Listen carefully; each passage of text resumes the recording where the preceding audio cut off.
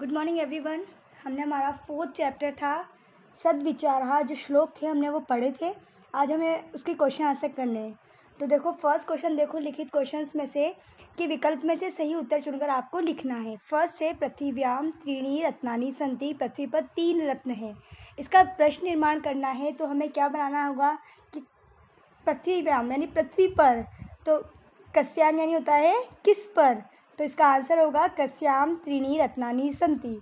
Question number 2 है आपका शोक समः रिपु नास्ति, शोक के समान कोई शत्रु नहीं है। तो रिपु कौन नहीं है, शत्रु नहीं है, तो इसका आंसर आएगा कह।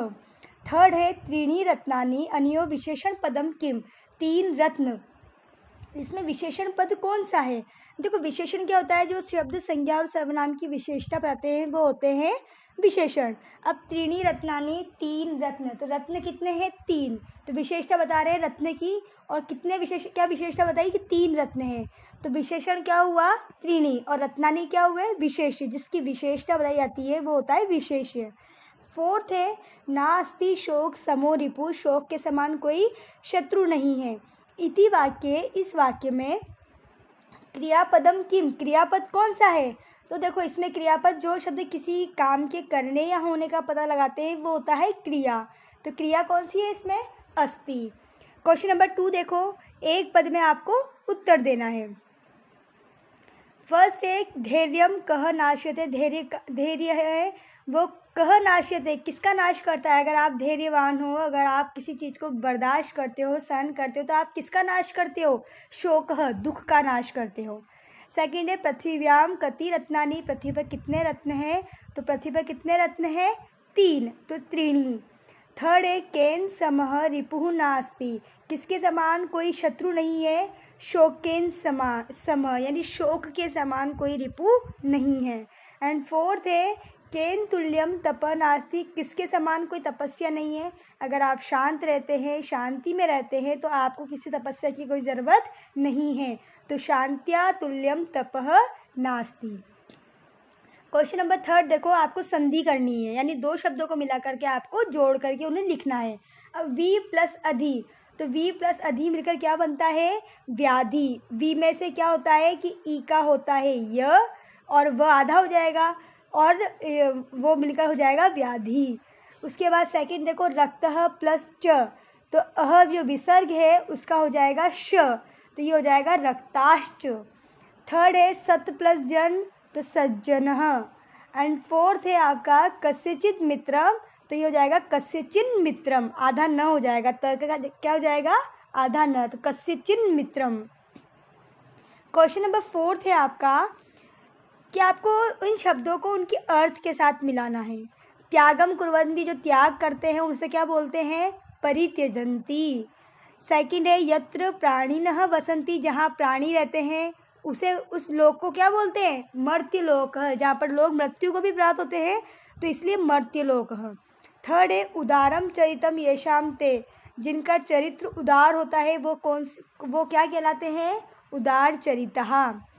फोर्थ है यथा इच्छा तथा, जैसी इच्छा हो वैसा, तो वो क्या होता है यथेष्टम।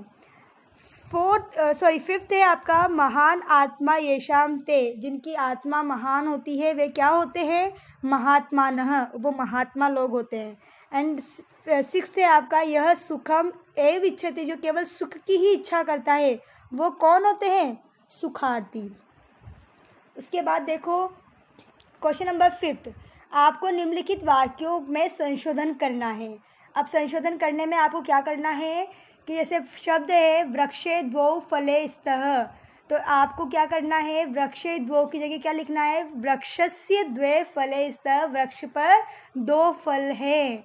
तो यहाँ पर गलत लिखा हुआ है, उसको हमने शुद्ध करके लिखा है कि वृक्षे द्वौ नहीं आएगा, क्या आएगा वृक्षस्य द्वे फले स्तः।